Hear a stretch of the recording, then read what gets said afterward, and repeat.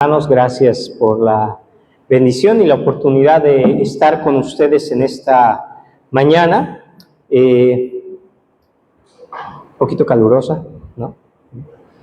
Tan calurosa que se me olvidó ponerme el saco ahorita, hermanos, entonces han de disculpar ustedes.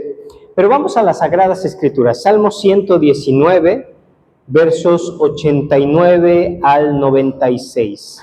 Salmo 119, versos 89 al 96, y ahí, como está en sus lugares, vamos a leer esta porción de la Escritura de manera alternada. Empiezo yo y usted continúa con el siguiente. Dice la palabra de nuestro Dios: para siempre, oh Jehová, permanece tu palabra en los cielos. De generación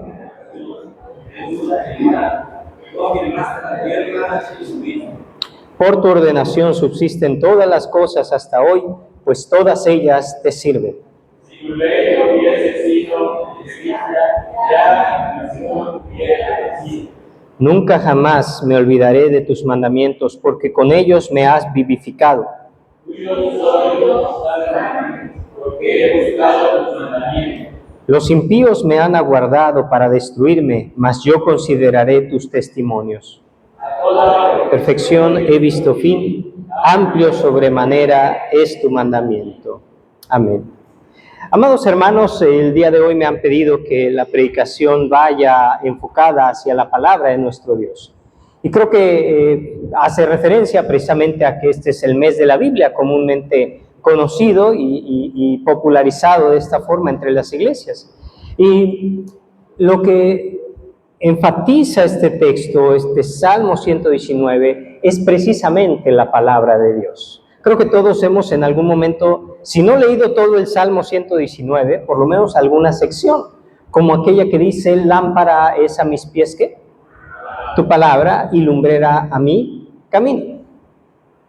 El Salmo 119 es uno de los más largos de la Biblia. De hecho, es el salmo más largo de la Biblia, o incluso el pasaje más largo de las Sagradas Escrituras. Pero es un salmo que está dedicado a la palabra de Dios, está dedicado a los mandatos de Dios. Y básicamente está dedicado a la Biblia, o bueno, en el caso del Salmo, al Antiguo Testamento, y específicamente a la Torá o a la ley del Antiguo Testamento.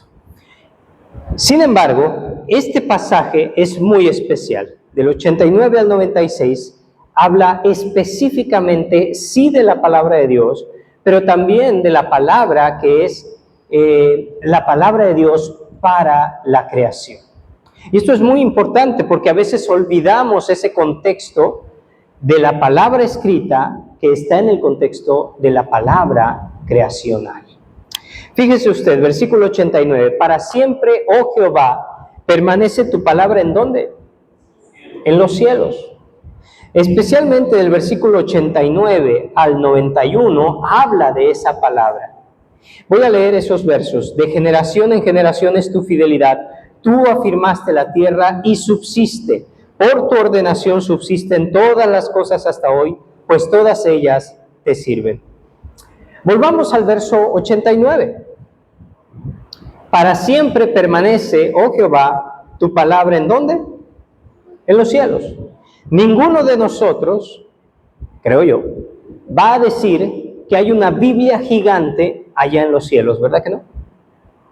Este verso no se refiere a eso. No significa que hay un librote allá, escrito en hebreo, que Dios tiene guardado en los cielos. No, no es así. Pero el contexto nos enseña que la palabra de la que está hablando es la palabra que sostiene la creación, que sostiene el universo, que sostiene el mundo. El otro día yo hablaba con mi hijo, Jezreel, y le preguntaba: oye, ¿tú puedes hacer que las cosas pasen por el simple hecho de hablarlo, de decirlo? ¿Puedes hacer que la luz se prenda por el hecho de decir: luz, préndete? No, dice él. Pues le digo, Dios es tan poderoso que con el solo hecho de decir una cosa, esa cosa sucede. Y es lo que nos dice Génesis capítulo 1. Génesis capítulo 1 nos dice eso. Y dijo Dios, ¿qué? Sea la luz. ¿Y qué pasó? La luz comenzó a existir.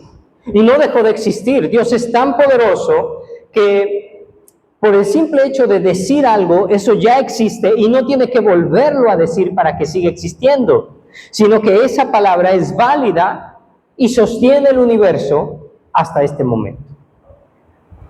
¿Me sigue? Para siempre, oh Jehová, permanece tu palabra en los cielos. Por eso es seguro y es tranquilo el hecho de que usted pueda saber que mañana, diría la canción, hay sol.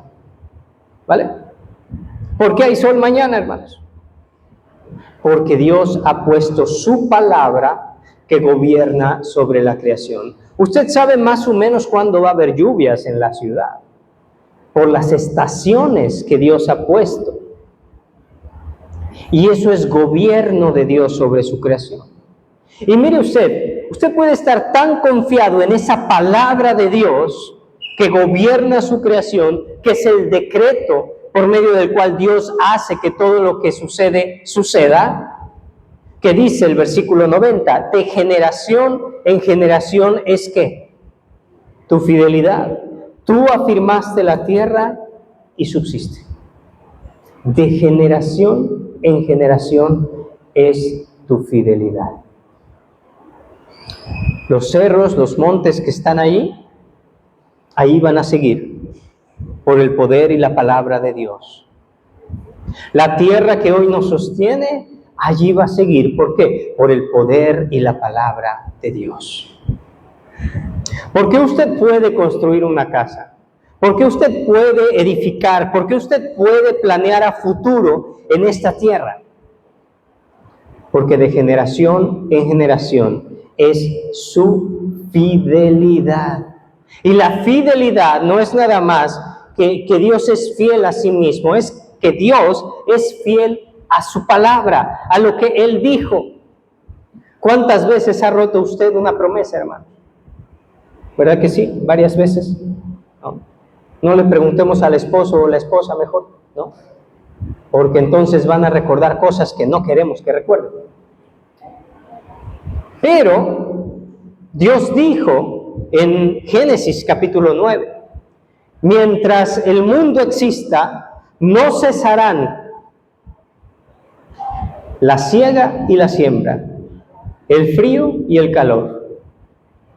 No cesarán.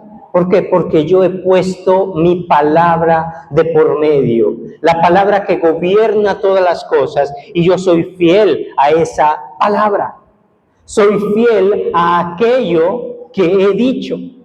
Hermano, hermana, usted y yo podemos investigar la creación, conocer el universo, porque hay estabilidad. Porque Dios ha creado todas las cosas con una norma. Y esa norma eterna es su palabra. Por eso dice, tú afirmaste la tierra y subsiste. A veces pensamos que esta palabra la podemos descubrir en la Biblia, pero esta palabra está en la creación. Para que usted pueda conocer esa palabra, usted necesita involucrarse en el mundo de Dios. De allí que usted tenga que estudiar, que tenga que prepararse y conocer las ciencias. ¿Sabe qué son las ciencias? El intento del hombre de descubrir, de develar, de explicar las leyes de Dios para la creación. Eso es. Cuando usted dice, yo voy a estudiar tal cosa, es porque usted se va a involucrar para conocer las leyes de Dios para tal área de la vida. Por ejemplo, la música. Si usted decide estudiar música, no es para simplemente ser un gran cantante o un gran músico, es para poder descubrir las normas y leyes para la música. Normas impuestas ¿por quién? Por Dios. Si usted decide estudiar leyes, literal, ¿no? La abogacía no es para descubrir simplemente cómo hacerse más rico. cómo a través de la corrupción o cómo a través de diversos medios puede usted obtener grandes recursos y hacer largo el proceso, ¿no? Es para que usted aprenda a discernir y entender las leyes de Dios que ha puesto para la impartición de justicia, y entonces usted pueda ayudar a que esa justicia se haga. ¿Me explico? Si usted decide estudiar una ingeniería, una licenciatura, del tipo que sea, usted está buscando descubrir las leyes y normas de Dios que permiten que este universo subsista hasta el día de hoy. Versículo 91. Por tu ordenación subsisten todas las cosas hasta hoy, pues todas ellas que hacen te sirven. Cuando usted se involucra en el mundo de Dios, para la carpintería, para la albañilería, para los técnicos en las diferentes áreas, para ser educador, etcétera, etcétera, usted está descubriendo las normas y las leyes de Dios que funcionan para dicha área de la vida. Y entonces, a partir de esas normas, usted ayuda a que este mundo sirva mejor a Dios. Porque ahí están los árboles y ahí están las aves que cantan, ¿está de acuerdo? Pero las aves siempre van a cantar de la misma forma. Y no van a poder hacer las entonaciones que usted, como ser humano, puede. Pero para eso tiene que entender las leyes que gobiernan la música, la armonía, la estética. Ahí están las telarañas. ¿Cuántos han visto telarañas hermosas, fantásticas, bellísimas? ¿Verdad que las hemos visto en algún momento? Pero le voy a decir algo. La telaraña va a ser la misma ahorita que dentro de 30 años, 50 años, 100 años, 200 años, 500 años. Va a ser la misma telaraña que fue hace 500 años, hace 1000 años, hace 2000 años. Es la misma. No va a cambiar. Pero si usted ve los edificios de hace 50 años, de hace 100 años, de hace 500 años, de hace 2000 años, son diferentes a los edificios que hay hoy y que habrá en el futuro. Eso se lo aseguro. ¿Por qué? Porque usted está tomando la creación buena y agradable de Dios para convertirla también en algo mucho más bueno y mucho más agradable, no para usted. ¿Para quién? Para Dios. Porque todas ellas, ¿de qué? Te sirven. Y no dice que a mí, no dice que a usted, sino a Dios, hermano. Su labor en este mundo es poner todas las cosas al servicio de Dios. Y esto solo lo puede hacer cuando entiende para qué son las cosas. El hombre entendió para qué son las cosas y por eso desarrolló edificios, máquinas, ciencia, tecnología, agricultura, tlayudas, hermano. Esa es la gran bendición de Dios. ¿Me sigue? Y esto no es algo que me estoy inventando, que no, se está sacando esto de la manga. Esto está en Génesis 1, 27 al 28. Dios creó al ser humano con un propósito, con una tarea en este mundo, en esta creación. Y es fructificar y multiplicaros. Esa parte nos la sabemos bien, esa parte es la fácil. Fructificamos y multiplicamos a veces demasiado rápido. Pero dice, tú debes fructificar y multiplicar, ¿para qué? Llenar la tierra y sojuzgarla, someterla, ponerla al servicio de Dios. Y señorear en los peces del mar, en las aves de los cielos y en las bestias del campo. Esa es la tarea del ser humano, esa es la tarea del hombre y de la mujer.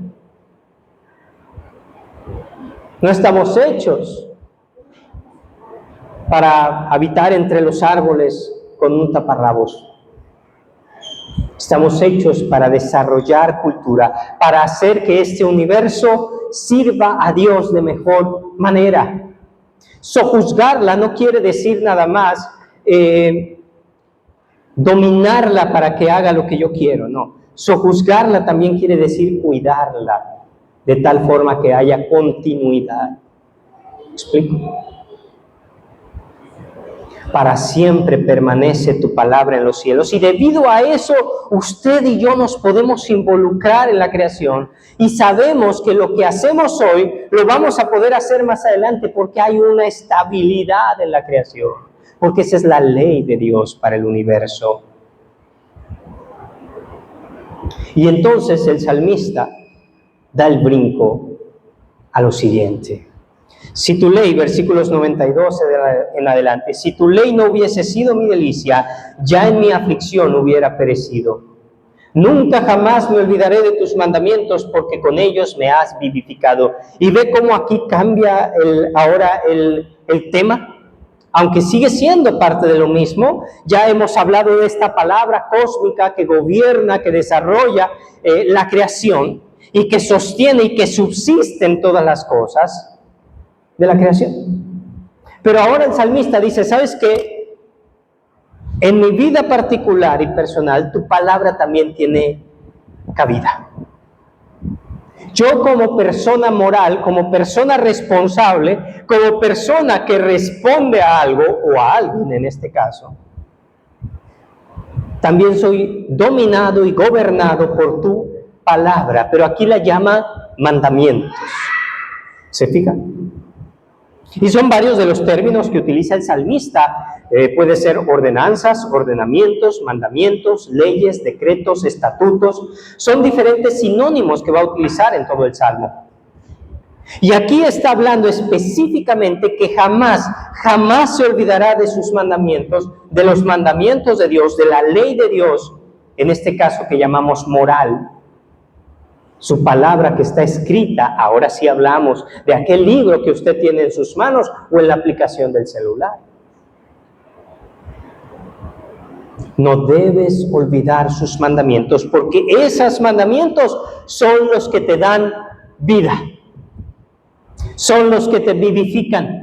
Al igual que la palabra en la creación sostiene y vivifica el universo, así los mandamientos y las leyes y decretos de Dios escritos te dan vida a ti.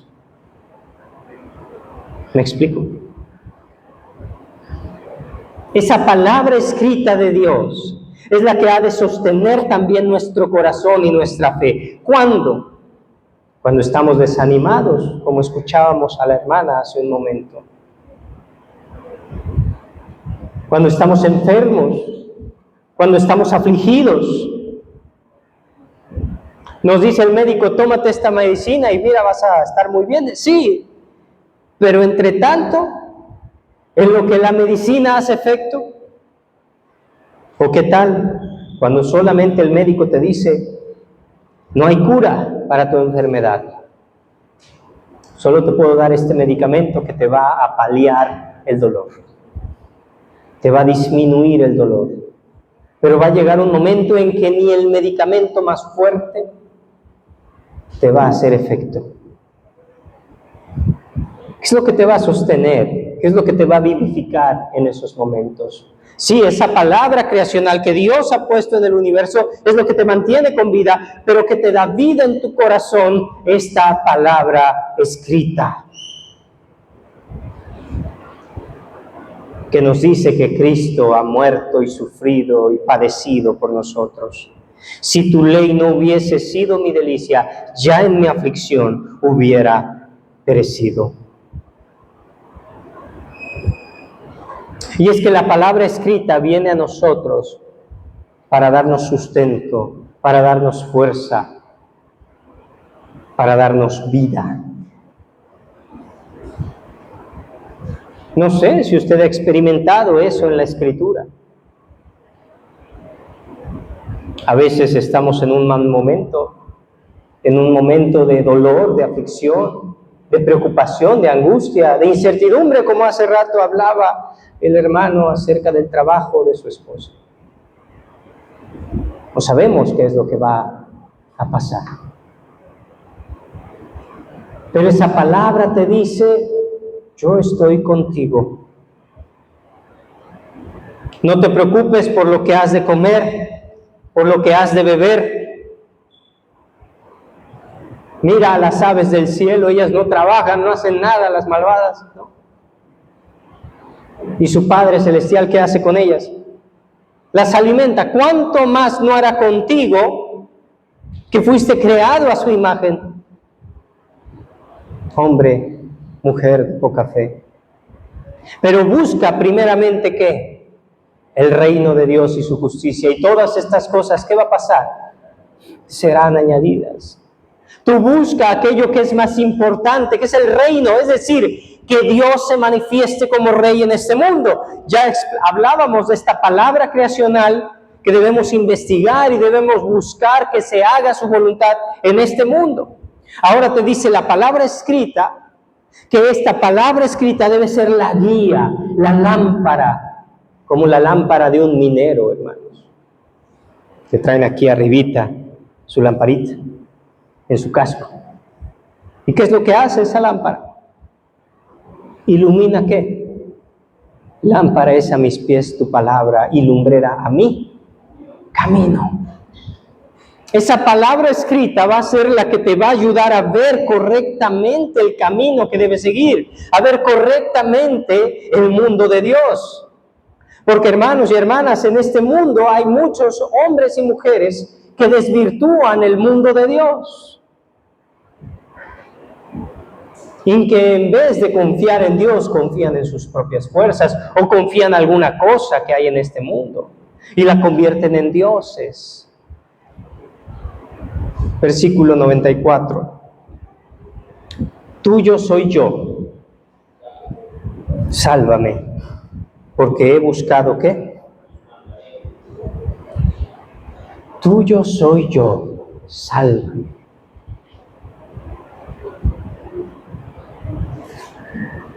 Dos cosas aquí tenemos. Usted y yo somos propiedad de Dios. Tuyo soy yo. Hay veces que hay hombres, mujeres, jóvenes y no tan jóvenes que no quieren reconocer esta verdad. Le pertenecemos a Dios. Literalmente en usted está impreso, o bueno, figurativamente si quiere, un sello que dice propiedad divina, propiedad de Dios, hecho en el cielo, hecho por Dios. Y como tal, usted es propiedad divina, pero no solamente es propiedad divina por creación, también es propiedad divina por salvación. Usted viene a ser de Dios dos veces, hermano y hermana. ¿Pero qué me tiene que salvar Dios? ¿De qué me tiene que salvar Dios? De su ira, de su odio. Porque la ira de Dios se levanta, dice la palabra en Romanos, contra toda impiedad e injusticia de los hombres, que con astucia pretenden suprimir la verdad. Y es que usted está condenado, aunque usted se crea muy justo, y supongamos que usted no haya cometido ningún pecado, pero por el solo hecho de pertenecer a la humanidad, usted ya está condenado. ¿Ha pensado en una guerra? Yo creo que en estos tiempos ha sido muy continuo este clamor de una tercera guerra mundial, ¿no? Y no se nos hace, tristemente, ¿no? Pero si Estados Unidos le declara la guerra a México porque a nuestra presidenta se le ocurre decir cada cosa y se enoja con el presidente y se le ocurre a Estados Unidos declarar la guerra, ¿usted cree que Tehuantepec se va a salvar? Y usted va a decir, pero yo qué culpa tengo, a mí sí me cae bien Trump, ¿no? Su peinadito y todo. Y usted va a decir, yo qué culpa tengo si yo no le declaré la guerra, pero tu representante sí lo hizo. Y eso fue lo que pasó con Adán y Eva. Ellos eran nuestros representantes, y en este caso Adán específicamente, de tal forma que le declaró la guerra a Dios, y por eso usted y yo estamos condenados a la muerte. Y como estamos condenados a la muerte, decimos, ¿para qué me esfuerzo? Mejor voy a pecar. Comamos y bebamos, dijo Pablo, haciendo referencia a ese modo de vida, que mañana, ¿qué? Moriremos. Si lo único que tenemos es esta vida, pues vamos a darle vuelo a la hilacha, hermano. Vamos a pecar, vamos a disfrutar que este mundo se va a acabar, dice un canto por ahí. No. Este mundo se va a acabar si hoy me has de amar o algo así, si no mal recuerdo, ¿no? ¿Se da cuenta? El pecado está en nuestra vida y es parte de nuestra circunstancia continua, y está pendiendo sobre nosotros una bomba atómica que es la ira de Dios, que quiere acabar con nosotros. Por eso clamamos, tuyo soy yo, sálvame, porque quiero guardar tus mandamientos. No significa que los he guardado, porque qué difícil es, ¿no? Qué complicado es no mirar a la mujer de tu prójimo para codiciarla en tu corazón. Qué complicado es no hacer algo tan sencillo como pararte frente a una muchacha que va avanzando, darle el paso muy amablemente como varón, por supuesto, porque somos caballerosos, ¿no? Y seguirla con la mirada, hermano. Terrible. 2 veces me ha tocado ver eso. Con ancianos de iglesia. No aquí, no estoy diciendo que aquí. No. A ver. 2 veces. Bueno, han sido más, pero son las mismas 2 personas, ¿no? Y yo luego me les quedo viendo a ellos, no a la muchacha, ¿no? Digo, ¿por qué? Porque no es fácil guardar la ley, yo lo sé. No crea que yo soy un santo, no, por supuesto. Pero no lo hago frente a los ancianos, ¿no? Sí, hermanos. ¿Me explico? O dése cuenta también qué tan difícil, qué fácil es, no guardar la ley de Dios y romper sus mandamientos de honrar a nuestro padre y a nuestra madre. Es algo tan sencillo como obedecerlos, como honrar su palabra, honrar sus consejos y seguirlos. Y no. Sabemos que es lo correcto y no lo hacemos.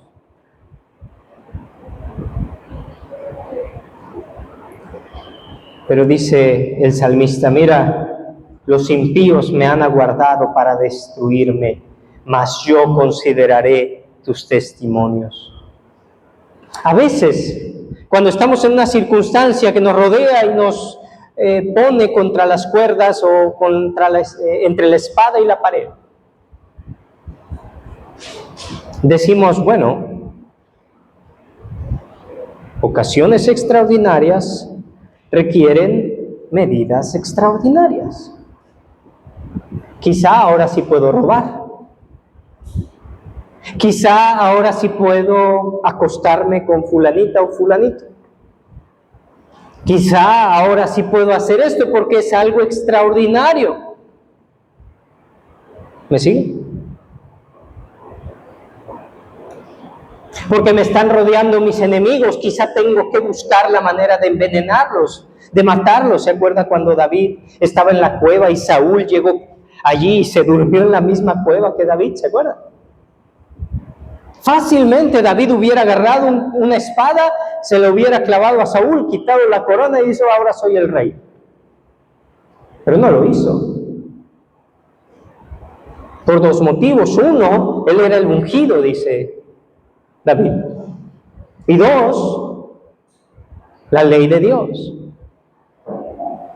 Me han rodeado mis enemigos, pero no por eso me voy a ir en contra de tu ley para poder salvar mi pellejo, para poder salvar mi vida. No, no lo voy a hacer. Voy a considerar tus testimonios. Y no significa simplemente tomarlos en cuenta, ¿no? Consideraré tu opinión. No, no, no. El considerar aquí es, ellos van a dirigir mis pensamientos, mis actos, mi vida en su totalidad.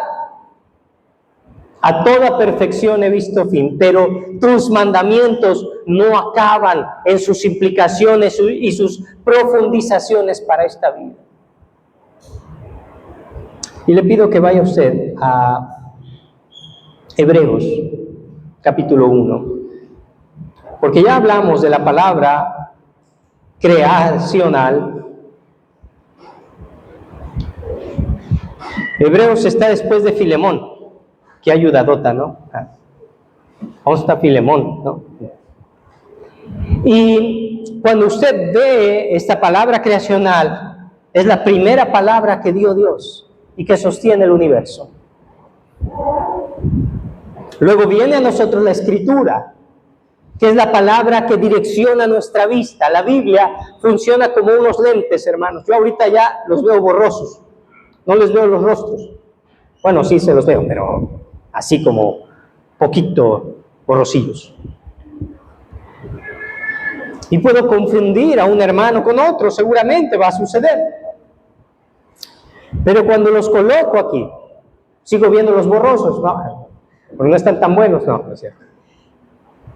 Ya los veo, ya veo sus rostros. Ya sé quizá lo que está provocando esta predicación, aburrimiento para algunos quizá. Para otros quizá dicen, no le entiendo nada, pero pues habla bonito. No.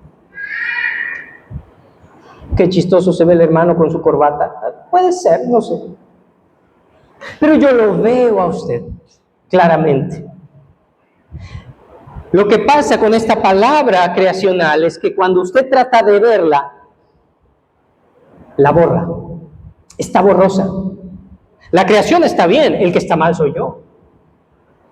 Y entonces usted confunde a la creación y dice, es Dios, en lugar de creer que hay alguien más encima de eso. ¿Me explico? La Biblia lo que hace es decirle quién es Dios y quién es lo creado y cuál es su relación con todo eso. Génesis 1:28, por ejemplo. Pero Hebreos capítulo 1, versículos 1 al 4, nos dice algo muy interesante. Nos habla de la palabra de Dios otra vez. Dios, habiendo hablado muchas veces y de muchas maneras en otro tiempo a los padres por los profetas, la palabra escrita, Biblia, en estos postreros días nos ha hablado por el Hijo, a quien constituyó heredero de todo y por quien asimismo hizo el universo, el cual, siendo el resplandor de su gloria y la imagen misma de su sustancia, y quien sustenta todas las cosas con la ¿qué?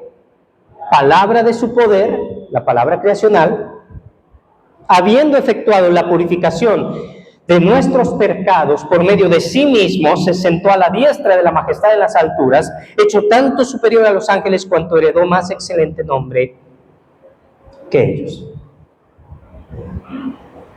Cristo es la palabra de Dios encarnada. ¿Hay tres palabras de Dios, pastor? No, es una sola. Pero que se manifiesta de tres formas a nosotros. Uno, en la palabra creacional. Dos, en la palabra escritural. Y tres, en la palabra encarnada. En teología, es lo que entendemos como revelación general, palabra de la creación, y revelación especial, la Escritura y Cristo. ¿Me siguen? ¿Y esto a qué viene, pastor? Se lo voy a poner así. ¿A quién se somete la creación? A Dios, ¿verdad? ¿A quién apunta la creación? A Dios. Mire usted, ¿se acuerda cuando nuestro Señor Jesucristo hizo que el mar y los vientos se calmaran? ¿Y qué preguntaron los discípulos? ¿Quién es este? ¿Que aún qué? Los vientos y la mar le obedecen. ¿A quién se somete su creación? A la palabra. La palabra encarnada en este caso, a Cristo Jesús, que es Dios mismo. ¿Y de quién hablan las Escrituras? ¿Ustedes les parece, dijo Jesús, que en las Escrituras tienen la vida eterna? ¿Y ellas son las que dan qué? ¿Testimonio de quién? De Él, de Jesús. Cristo Jesús es el Señor de la creación, el Señor de la palabra, que con su palabra sostiene todas las cosas, pero que también es el que nos libera de esta bomba atómica, que es la ira de Dios que pende sobre nosotros. Y lo que tú tienes que hacer hoy es reconocer al Señor de la palabra, entregarte a Él, amarlo a Él, descansar en Él, decirle, tuyo soy yo, sálvame. No quiero que tu ira caiga sobre mí. Ayúdame a entender tus mandamientos y a guardarlos, a entender la creación hermosa y maravillosa, a estudiarla. Pero también ayúdame a que la palabra, sea mi consuelo. Por eso dice Pablo en otro lugar, que él oraba cada día para que Cristo habite por la fe en sus corazones. Hoy es el tiempo en que la palabra halle cabida en tu corazón, transforme tu vida desde lo más profundo y puedas vivir para Dios en cada circunstancia. Yo ya estoy viejo, pastor. Ya estoy más para allá que para acá, ¿no? Y otros dirían, pero yo estoy muy joven. Apenas estoy viviendo. Apenas voy a empezar, pastor, todavía no he amado. Y si sigues así, tampoco te van a amar.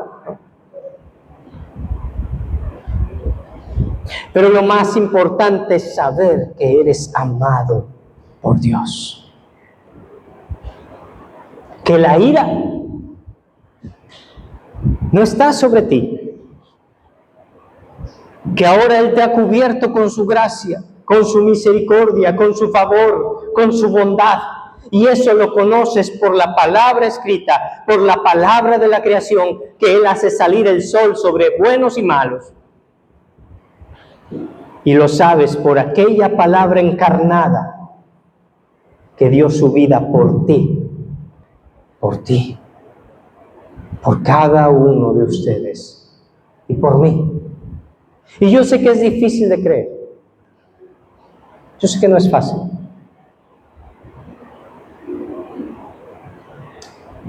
Pero Dios lo dijo. Y si algo he aprendido, es que Él mandó algo y existió. Y Él dijo que este mundo continuaría hasta que Él regrese. Y mira, sigue aquí. Y Él dijo en su palabra las grandes cosas que ha hecho a favor de su pueblo en el pasado. Abrir el Mar Rojo, alimentarlo en el desierto, darle provisión, darle la tierra prometida.